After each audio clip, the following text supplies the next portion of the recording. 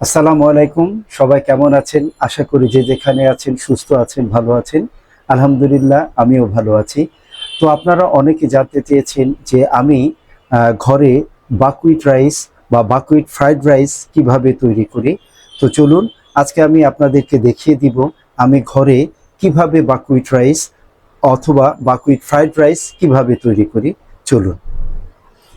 আমি আমার আগের ভিডিওতে দেখিয়েছিলাম যে বাকুইট রাইস কিভাবে আমি তৈরি করি। দেখেন বাকুইট রাইসটা কিন্তু মোটামুটি ঝরঝরা হয়েছে। আপনাদের জ্ঞাতার্থে বলি আমি, আসলে বাকুইট রাইস কখনো ঝরঝরা হবে না, এটা কিন্তু একটু পিচ্ছিল পিচ্ছিল রাইস। আর এটা 100% অর্গানিক রাইস। হ্যাঁ, আচ্ছা। এরপরে আমি এখানে কি নিয়েছি, এখানে আমি নিয়েছি 3 কালার ক্যাপসিকাম, যেমন লাল ক্যাপসিকাম, সবুজ ক্যাপসিকাম, হলুদ ক্যাপসিকাম, এখানে আছে গাজর, এখানে আছে বরবটি। আপনারা চাইলে এখানে পাতাকপি ব্যবহার করতে পারেন, ফুলকপি ব্যবহার করতে পারেন, চাইলে ব্রোকলিও ব্যবহার করতে পারেন। আচ্ছা, এবার আমি এখানে নিয়েছি হাঁসের ডিম। অবশ্যই আপনারা হাঁসের ডিম আহ, নিতেও পারেন, এবং আমি ফেভার করব আপনারা যে দেশি যে ডিম, দেশি মুরগির ডিম নেবেন। আচ্ছা, এখানে আছে চপ রসুন, এখানে আছে চপ পেঁয়াজ, এখানে আছে ক্রাশ গোলমরিচের গুঁড়া।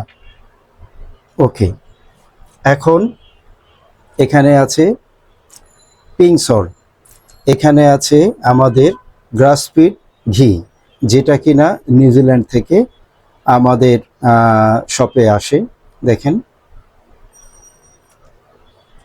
তো এখন আমি দেখিয়ে দিব যে আমি ফ্রাইড রাইসটা কিভাবে তৈরি করব। এখানে আরেকটা কথা বলে রাখি, আমরা এখানে কিন্তু আরেকটা সস ব্যবহার করি, যেটাকে বলা হচ্ছে অ্যামিনো সয়া সস। তো এই অ্যামিনো সয়া সসটা আপনি ইউনিমার্টে পাবেন, এবং এটা 100% অর্গানিক।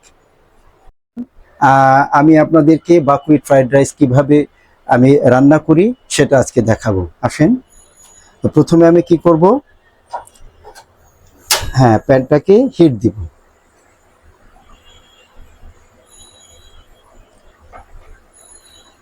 প্যানটাকে হিট দিব। হিট দেওয়ার পরে আমি এখানে অর্গানিক যে ঘিটা দিয়ে দিব।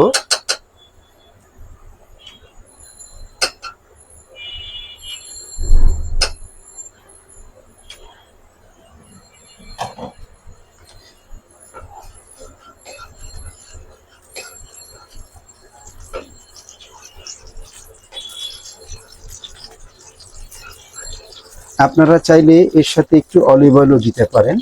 এখন আমি চপ গার্লিক দিয়ে দিব, চপ রসুনটা দিয়ে দিব।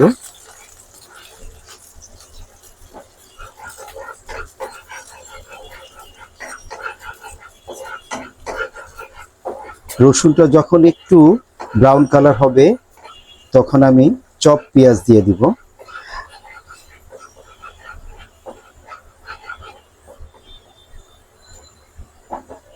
দেখুন রসুনটা গোল্ডেন কালার হয়ে আসছে। আমি এখানে পরিমাণ মতো চপ রসুন দিয়ে দিলাম। এখন আমি হিটটা একটু কমিয়ে দিব, একটু কমিয়ে দিই। এখন আমি যেটা করব, দেখেন, এখন আমি দিব ডিম। আমি সম্পূর্ণটা দিব না, আরেকটু দেওয়া যেতে পারে। ওকে, দেখুন,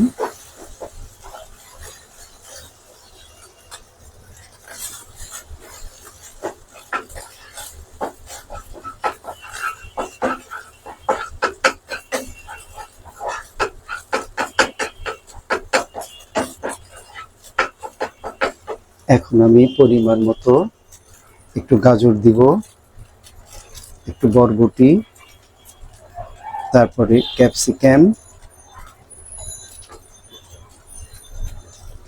দিয়ে দিব। ওকে,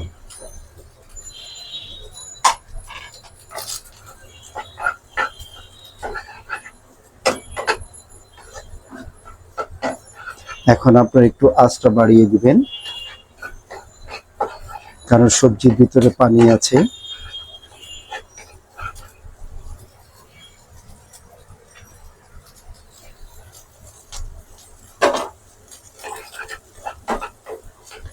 আপনারা খেয়াল রাখবেন যখন সবজি দিবেন তখন হিটটা হাই করে দিবেন, যাতে সবজির ভিতর থেকে পানিটা তাড়াতাড়ি বেরিয়ে যায়।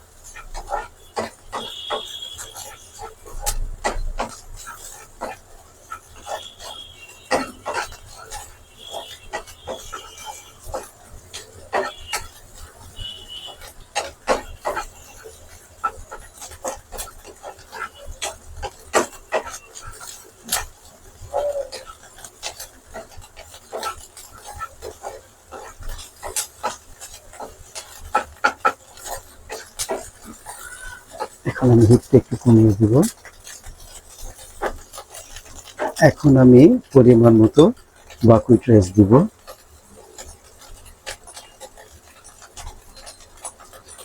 আমার এখানে প্রায় 4 থেকে 5 পোর্শন বাকুইট রাইস বা বাকুইট ফ্রাইড রাইস হবে।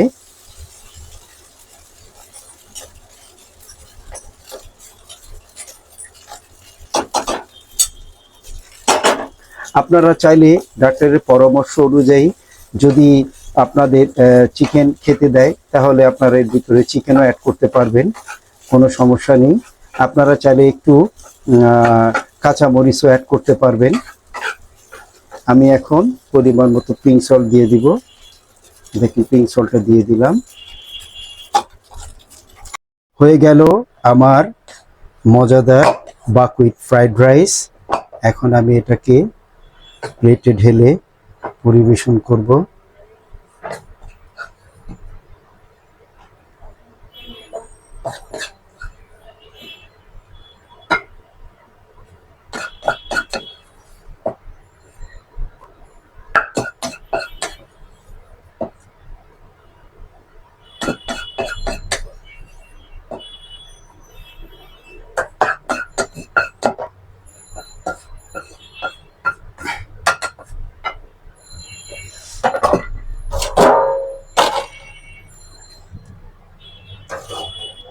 So now it's time for taste.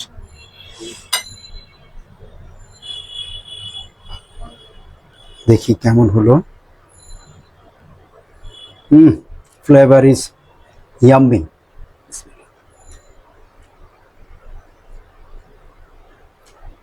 আলহামদুলিল্লাহ,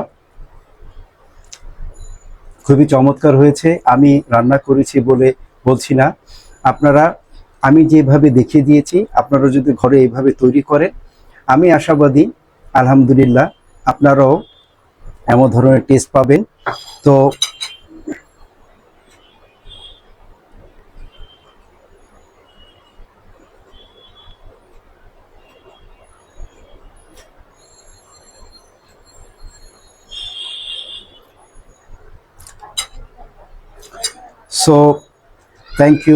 thank you very much for keep watching my video. Inshallah I will be back with new recipe. Till then, আল্লাহ হাফেজ। আপনারা বাসায় বসে try করবেন, ভালো লাগবে। আর যদি ভালো লাগে তাহলে আপনারা অবশ্যই কমেন্ট শেয়ার করবেন। Thank you.